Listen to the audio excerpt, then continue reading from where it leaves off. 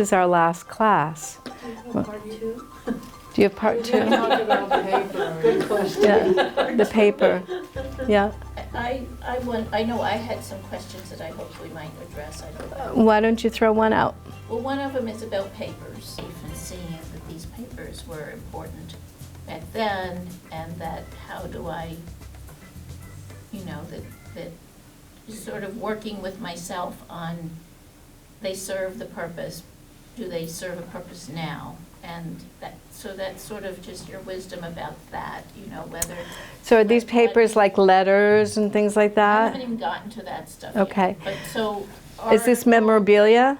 Well, some of it's memorabilia, some of it's articles, some of it's from difficult phases of life, some of it's like, Okay. So she's just mentioning her categories. Okay? The categories, you just mentioned the categories. The categories can change, there's overlap between people, but the first step would be to sort them. So you don't see them all right, the papers at once. They are sorted. Then what's the challenge?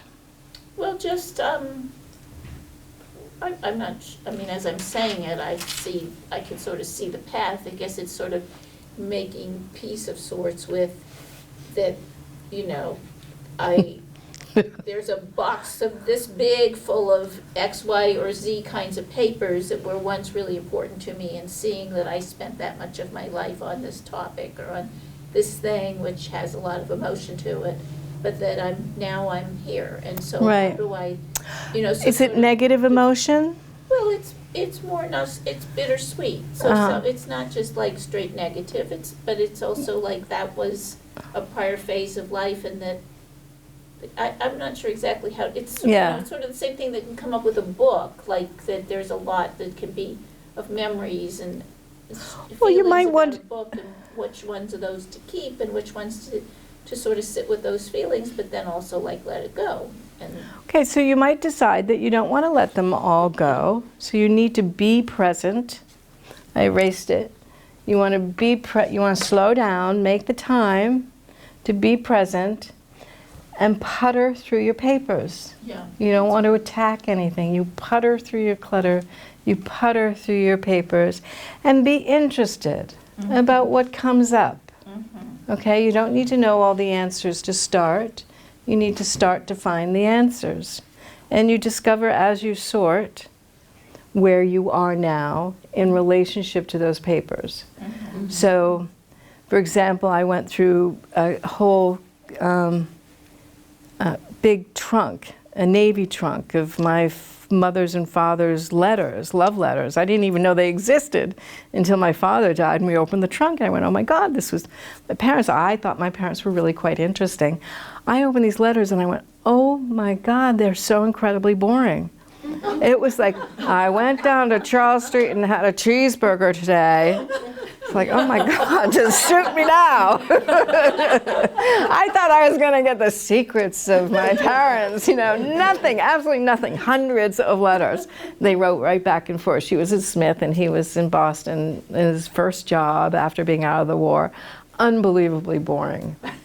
Okay, so though I wasn't ready to let them go, I made the time, I sat down, I spent a whole weekend by myself. It was a snowy, rainy day, and I went through every letter and put them in sequential order so I could make sense of them. It was worth my time and my energy to do this. And I put them in 3 ring binders. I saved like 3 or 4, and the rest stayed in the books, and now what do I do with them? I decided what to keep to represent that time in my life, or represent that part of my life. And then I had fat notebooks of boring letters. And I go, how is this possible? And so I had to figure it out. What am I going to do with these letters? Because they were taking up a lot of space. So I kept a representation of those letters, and I called Smith College and I said, would you like to have all these letters? She was a student when she was writing them. And they said, yes, I'd love to. And I drove out to Smith College and I dropped them off, and it was a beautiful experience. But I spent 16 hours before being present to this history, and I let go of what was appropriate for me. So you be Then present. it would serve her. Then it would serve I her, think but part it's, of it is like it's a life review, maybe what I'm saying, is it going through all this stuff is like it's a life review. It's a life review. That's how she's seeing it. Another person might see it as a waste of time. You know, it's really subjective. Interesting, So it's a life review. Be present and attend to your intention to determine what to keep, representational, and let go of the rest. Often people have a bonfire and burn them. Okay, so you make it, you're not getting rid of your past or getting rid of that incredibly powerful time in your life, good or bad, but you make reverence, you let it go in a reverent way. It's respectful. Does that answer your question? So only she can decide whether it's worth it. Her time and energy.